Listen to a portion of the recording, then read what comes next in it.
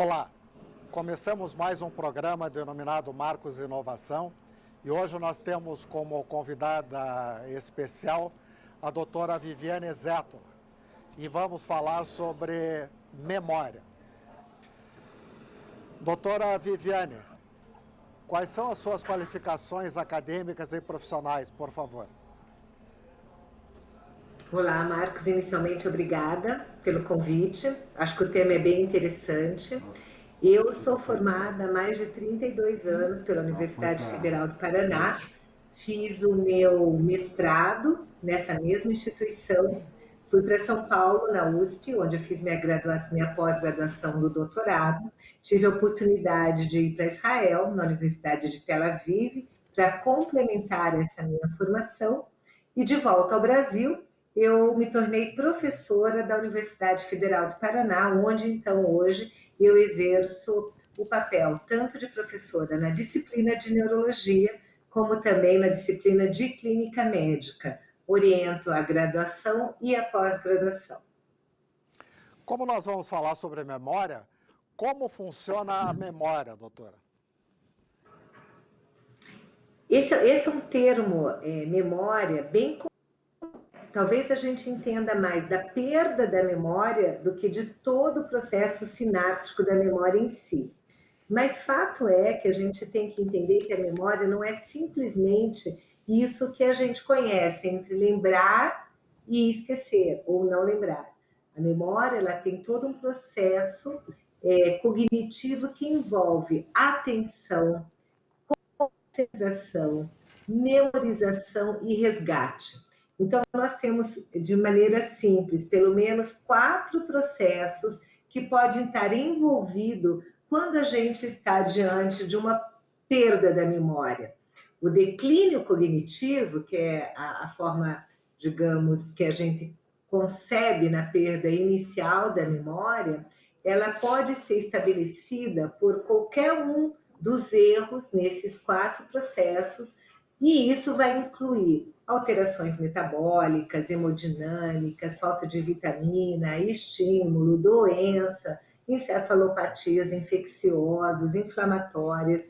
Então, a memória precisa dessa integração cognitiva de diversas partes do cérebro para que ela se estabeleça de forma adequada no nosso dia a dia. Doutora, por que tantas pessoas estão evoluindo com Alzheimer? Muito boa essa pergunta, Marcos, porque é o que a gente parece que percebe, né? Há anos atrás, a ideia era que essa era uma doença para alguns, e hoje parece que isso é uma pandemia, né? Mas por que isso? A gente tem uma explicação muito simples para isso. Porque a longevidade aumentou, sendo a demência, né, em qualquer uma das suas formas de apresentação, seja Alzheimer, seja vascular, seja frontotemporal, seja diversas outras, parece que o público conhece mais a de Alzheimer, mas na verdade dentro dessa classificação nós temos outras classificações de demência, todas elas são mais frequentes na terceira idade, ou que nós chamamos hoje de quarta idade. Né? Então, é óbvio que se a gente tem um período de longevidade maior, a ciência atingiu formas, né? Tratamentos que aumentam essa longevidade, consequentemente, nós aumentamos as doenças que são relacionadas à idade. Acho que são 2 pontos, então, que a gente tem que lembrar. A longevidade e também a segunda forma, Marcos, mais frequente de ocorrer essas perdas cognitivas é a demência chamada vascular. A demência vascular, ela não ela não segue um processo fisiopatológico igual à doença de Alzheimer. A doença de Alzheimer significa que é uma doença degenerativa. Então, ela envolve alguns processos de erros nas sinapses do cérebro. Porém, a demência vascular, ela é uma demência que ela vem secundária a situações como AVC. né? E o AVC, por sua vez, também ocorre mais na terceira idade. Então, nós vamos ter de perda cognitiva associada à doença degenerativa, mas nós vamos ter algum tipo também associada ao AVC. O AVC, a gente sabe que funciona com grandes fatores de riscos como hipertensão, diabetes, sedentarismo, obesidade, tabagismo, aumento de colesterol, na qual, na terceira idade, também propicia-se que quase todos esses mecanismos comecem a falir. Então, hoje, quando a gente fala de demência, nós não necessariamente devemos taxar como demência de Alzheimer, né? Nós devemos pensar que nós estamos diante de um paciente da terceira idade, cujos problemas vasculares também podem estar interferindo nesse processo, bem como um processo degenerativo, e é importante para o indivíduo saber qual é, digamos, o ponto maior que está acontecendo com ele, né? Se nós precisamos entrar, então, com medidas, com metodologias de melhora medicamentosa, ou se isso inclui também as outras melhoras do cuidado vascular. Então, hoje a gente tem um denominador comum que chama demência mista, perda cognitiva mista, que envolve, então, o degenerativo e toda essa complexidade vascular, e aí as duas coisas juntas culminam nesse enorme pool de pessoas que chegam aos 90, 95 anos, porém, com uma qualidade cognitiva diminuída. A população está ficando mais demente?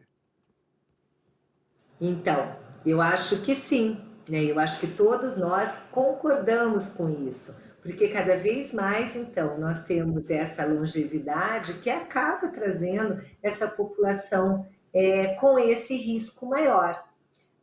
Embora os tratamentos sejam diferenciados na dependência de qual tipo de declínio cognitivo esse indivíduo sofre, seja como for, a própria e a única razão da longevidade já leva com que a gente realmente tenha uma população mais demente. Como é que você pode fazer o diagnóstico da perda de memória? Esse é um processo bastante longo, Marcos. É importante isso, porque hoje a gente percebe na prática clínica que os indivíduos nos procuram num momento muito tardio, né? Então, assim, fica muito mais difícil a gente fazer esse diagnóstico na fase mais precoce do que na fase tardia, onde, embora o diagnóstico fique muito claro, nós já temos menos atitudes para manter a qualidade de vida. Então, o diagnóstico hoje, ele passa por algo que a gente chama de testes neuropsicométricos. Então, são testes que avaliam cada parte do cérebro. Então, vai avaliar a presença do cálculo, a possibilidade da memória recente, vamos avaliar a memória evocada, a mais antiga, vamos avaliar a função executiva, as praxias, ou seja, nesses testes, nós praticamente dividimos o cérebro em diversos compartimentos, testamos um a um, porque nem sempre a memória é o nosso principal sintoma. Então, existem formas de apresentação por distúrbios de comportamento, né, que muitas vezes parece que é uma outra doença, mas pode ser o início de uma doença, da demência, por formas de tremor, rigidez, perda de equilíbrio, dificuldade para encontrar palavras. Então, dificuldade de manejar, ou seja, desaprender a execução de uma tarefa já aprendida. Pode ter dificuldade de começar, de dirigir, esquecendo alguns passos dessa execução. Nos dias de hoje, de diminuir o uso do celular, começar a ter dificuldade do manejo. A própria televisão, com seus vídeos, com todas aquele controle remoto universal, né? Também pode ser um prenúncio disso. O paciente que tem uma escolaridade alta e começar a ter um assim empobrecimento da linguagem, do não encontrar palavras. Então, saber como que isso começa é muito variado. Os testes, então, também buscam cada uma dessas funções e o resultado global do teste nos dá uma probabilidade. Mas nós avançamos muito, Marcos, né? Nesses últimos anos de estudo da memória, nós avançamos no sentido de que 2 tipos de exames podem auxiliar a diferenciação entre as demências. Então, o primeiro tipo de exame seria a gente fazer uma imagem cerebral, né? A ressonância magnética, que é uma imagem onde a gente estuda o cérebro afastando tumores, infecções, AVCs, diversas dessas doenças que podem levar a isso. Nós também estamos avançando com o estudo do metabolismo cerebral, que daí seria o SPECT, né, que são 2 exames que, no lugar de tirar uma foto, como é a ressonância, ele vai ser um exame mais dinâmico, mostrando, então, como que esse cérebro está se conectando, como que ele está metabolicamente funcionando. E também temos um exame que chama líquor, né? Então, através desse líquido que banha a medula, o cérebro, todo esse lixo cerebral, né? Então, tudo que estiver sendo destruído dentro do cérebro vai para esse líquor. Então, nós vamos perceber nesse líquor a presença de determinadas proteínas que estão sendo destruídas nesse cérebro, bem como é normal a gente ter determinados níveis, por exemplo, de beta-amiloide, que são emaranhados cerebrais que ocorrem com a idade. Se ao percebermos nesse líquido que nós temos menos presença dessa substância, no caso do beta-amiloide, nos leva a acreditar que o cérebro está mantendo isso lá com ele. Então, nós estamos fazendo agregados cerebrais, não estamos eliminando, e com isso nós estamos dificultando essa conectividade cerebral. Então, quando nós fazemos um líquor num paciente, nós vamos buscar de forma muito precoce, coisa que nós não tínhamos antes, como que está esse metabolismo cerebral. E essa é um avanço que a gente teve na imagem e nesse líquor. E saiu, então, daquela probabilidade que a gente tinha só relacionado com a queixa do paciente, só relacionado com aqueles testes neuropsicométricos que variavam muito de acordo com a escolaridade e com a idade do paciente. Então, é difícil, né? É difícil a gente balizar o mesmo paciente que tem uma pós-graduação, que teve toda a sua vida envolvida em trabalhos intelectuais, com o paciente que teve, digamos, um trabalho mais braçal. Isso faz diferença nos testes. Porém, isso não vai fazer diferença na estrutura cerebral e nem na degeneração observada por essa análise desse líquido chamado líquor. Então, acho que hoje a gente já está com uma gama de informações. É uma pena que não é acessível a todos, né? Nós não temos como, por exemplo, no SUS, nós não temos como trabalhar com isso, a gente ainda trabalha de outra maneira, a gente chega até a ressonância, mas do ponto de vista mais em serviços mais referenciados, nós conseguimos ter uma resposta, e aí sim, Marcos, uma resposta precoce, fará com que o nosso tratamento seja muito eficaz em relação ao diagnóstico tardio. Doutora Viviane, tem como evitar a demência ou a perda de memória? Marcos, isso eu acho que é a bola da vez na ciência, né? Considerando isso que nós acabamos de falar, o aumento, a epidemia que está tendo desses declínios cognitivos devido à longevidade, acho que os laboratórios todos, ou uma grande maioria dos maiores laboratórios, investem nessa área, né? Do que fazer para evitar, de como tratar de forma efetiva.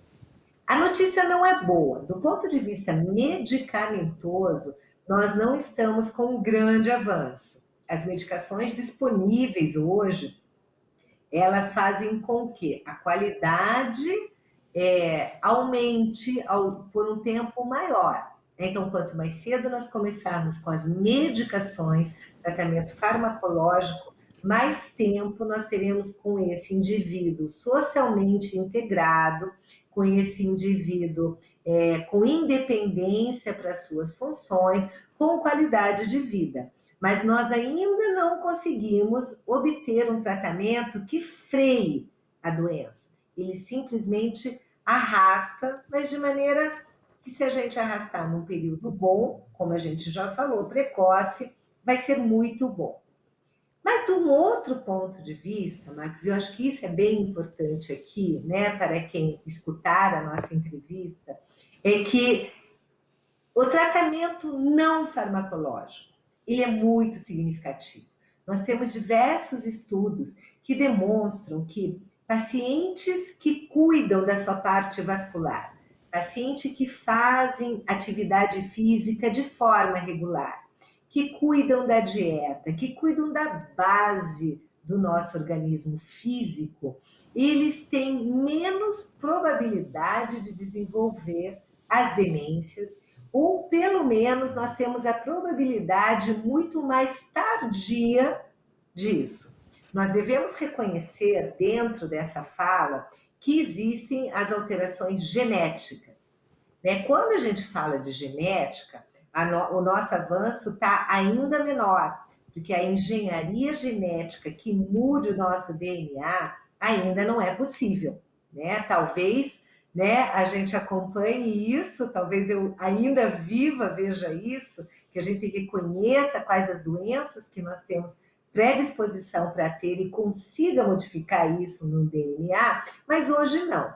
Então, as que têm uma probabilidade genética, nós podemos desistir aí de qualquer tipo de manifestação de melhoria, seja farmacológica, seja não farmacológica. Porém, naquelas mais adquiridas, onde a história familiar não é significativa, onde muito dessas manifestações cerebrais foram secundárias a doenças vasculares, a estresse, a perda da atividade física, se conseguirmos melhorar essa qualidade, nós realmente vamos conseguir evitar. Evitar não é um termo que a gente realmente gostaria de falar, mas nós vamos conseguir atrasar, fazer com que a qualidade se mantenha por mais tempo. Então, se hoje alguém me faz essa pergunta, como que eu evito, Viviane? A resposta clara é: seja saudável, faça atividade física, que a atividade física, entre tudo, é o mais responsiva a essa melhoria. Mantenha a qualidade cognitiva, ou seja, continue lendo, continue tendo hobby, continue trabalhando, encontre algo que você continue mantendo o seu cérebro recebendo informações, busque mentalizar, né, guardar essas informações, cobre novamente essas informações, ou seja, faça um treino físico e um treino cognitivo. Sem dúvida nenhuma, trabalhe bem com a sua dieta e controle todas as doenças que porventura você tenha. Então, como a gente já mencionou, é comum também nessa terceira idade ter hipertensão, ter diabetes, ter colesterol. Então, mantenha todas essas doenças no melhor controle possível. Evite estresse, evite cigarro, né? Evite obesidade, evite tabagismo, evite alcoolismo, né? Evite algo que traga para a sua saúde um estresse, seja físico ou psicológico. E aí nós estamos, sim, trabalhando não só com o físico, mas também com o mental, né? Se por um acaso tiver uma história familiar muito significativa, é importante fazer os testes genéticos, porque com isso nós vamos conseguir pegar a doença na sua fase inicial e aí sim, talvez, trabalhar de maneira individualizada nesse indivíduo. Eu agradeço a doutora Viviane Zétula pela excelente entrevista e deixo agora a palavra para suas considerações finais, mas gostaria que falasse sobre o que há de inovador ou de mais recente nesse assunto. Nós estamos, Marcos, então, trabalhando com imunobiológicos. Né? Imunobiológicos são medicações que trabalham com o nosso sistema imune e inflamatório. Então, hoje, a grande inovação nesse campo é que talvez a gente saia dessa linha que nós até hoje estávamos de preservação da memória, buscando a desintoxicação, né, desses produtos proteicos no cérebro, e nós passamos por uma outra visão fisiopatológica, né? Isso está acontecendo na medicina como um todo. Por exemplo, né, nós estamos na época do Covid, o Covid é exatamente isso, a gente não apaga o fogo, a gente trabalha antes do fogo, né? Então a gente trabalha com o processo inflamatório e imunológico de cada indivíduo. E é por isso que tantos trabalhos estão sendo feitos com o Covid, utilizando essas drogas novas. E isso está acontecendo também na doença degenerativa. Nós estamos trabalhando com imunobiológicos. Alguns estudos já estão em fase 3. Então, alguns centros de pesquisa, e fase 3 de estudo significa quase na população, né, quase, as pesquisas elas são feitas em fase experimental dos animais, depois numa fase de segurança, que é a fase de utilizar uma medicação sem que ela tenha um efeito colateral significativo, e na terceira fase, a fase de realmente ver se ela serve, se ela é eficaz. Então, nós temos imunobiológicos nessa linha de fase 3, e aí vem uma boa novidade. Eu acredito que em pouco tempo nós já vamos ter disponível para a população medicações que sim, na dependência de um diagnóstico bem feito, de um enquadramento correto desse indivíduo dentro da classificação de demência, nós vamos conseguir, então, esse tratamento de forma mais empoderada do ponto de vista de eficácia.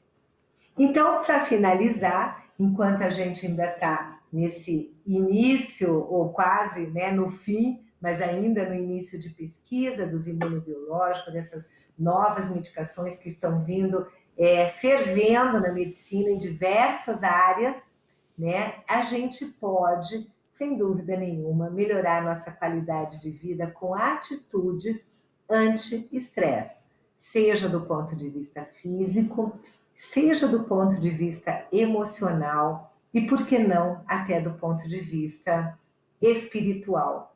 Cada vez mais temos aprendido que nós somos uma integração disso, uma integração física, uma integração emocional e, inclusive, uma integração espiritual. Acho que devemos buscar, sim, aquilo que os nossos antepassados já nos falavam, que a ciência trouxe um pouco de descrédito a isso, né? Buscando outras causalidades, sem entender de que é uma somatória dessas três inteligências que nós temos. Então, fortaleça a tua inteligência física, emocional e espiritual. E assim fortalecemos todas as possibilidades de doenças degenerativas. Eu creio que todos puderam constatar a enorme capacidade da doutora Viviane Zétula e a facilidade com que ela verbaliza tudo. Muito obrigado pela entrevista. Obrigada a você, Marcos.